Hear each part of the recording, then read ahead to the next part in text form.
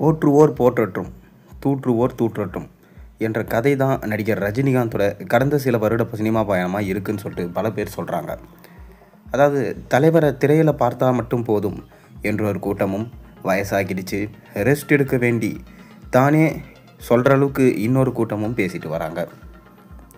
இப்படி பற்றி எரிந்து கொண்டிருக்கும் தீயில எண்ணெய் ஊற்றும் விதமாக இன்னொரு விஷயம் நடந்திருக்கு. அதாவது இணையவாசிகள் எல்லாருமே கொந்தளிச்சு போயிருக்காங்க. அதுக்கு என்ன காரணம்? அதாவது ரஜினிகாந்துக்கு கூலி படம் தான் கடைசி படம் என சொல்லப்பட்டது. அதன் பின்னாலேயே லிஸ்ட்டு ஒட்டி கொண்டு இப்போ ஜெயிலர் 2வும் வந்துடுச்சு. சமீபத்தில் கூட பார்த்திங்கன்னா அவருடைய மனைவி ஜெயிலருக்கு பிறகு ரஜினி நடிப்பார் என சொல்லியிருக்காரு. இப்படி ஒரே நேரத்தில் ரஜினி கூலி படத்திற்காக மொத்தம் 70 நாட்கள் கால்ஷீட் கொடுத்திருப்பதாகவும், அதில் 45 நாட்களுக்கு அவருடைய டூப் தான் நடிச்சிருப்பதாகவும் செய்திகள் வெளியாயிருக்கு. போதாத குறைக்கு எந்திரன் படத்தில் ரஜினிக்கு மனோஜ் டூப் போட்ட காட்சிகள், கோச்சடையானில் யுவராஜ் டூப் போட்ட காட்சிகள் என வைரலாக்கிட்டு வராங்க.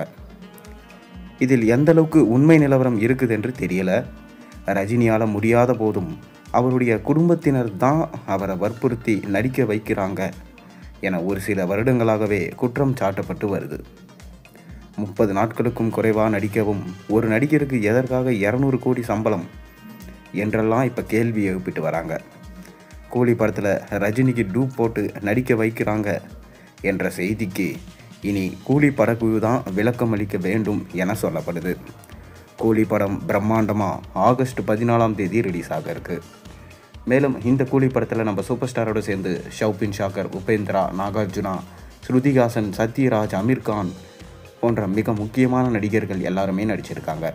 பேன் இந்தியன் படமாக எடுக்கப்பட்டிருக்கும் இந்த படம் 1000 கோடிக்கு மேலே கலெக்ஷன் ஈட்ட போகிற தமிழ் சினிமாவோட முதல் படமாக இருக்கும் என்று சொல்லப்படுது.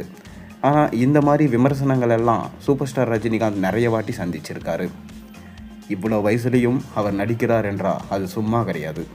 சும்மா இப்போ இருக்கிற இளம் நடிகர்களே டூப் போட்டு நடிக்கும்போது சூப்பர் ஸ்டார் ரஜினிகாந்த் நடிக்கிறதுல ஒன்றும் தப்பு கிடையாதுன்னு தான் நம்ம சினிமாவாசிகள் எல்லாரும் சொல்லிட்டு வராங்க. நீங்கள் என்ன நினைக்கிறீங்க? உங்கள் கருத்துக்களை மறக்காமல் கீழே கமெண்ட்டில் சொல்லுங்கள். மேலும் சேனலில் போடுற ஒரு வீடியோஸும் பிடிச்சிருந்தால் மறக்காமல் சேனலுக்கு சப்ஸ்கிரைப் பண்ணி லைக் பண்ணுங்கள், பெல் ஐக்கனை ப்ரெஸ் பண்ணுங்கள். அப்போ தான் நான் போடுற வீடியோஸ் எல்லாம் உங்களுக்கு நோட்டிஃபிகேஷனாக வந்து சேரும்.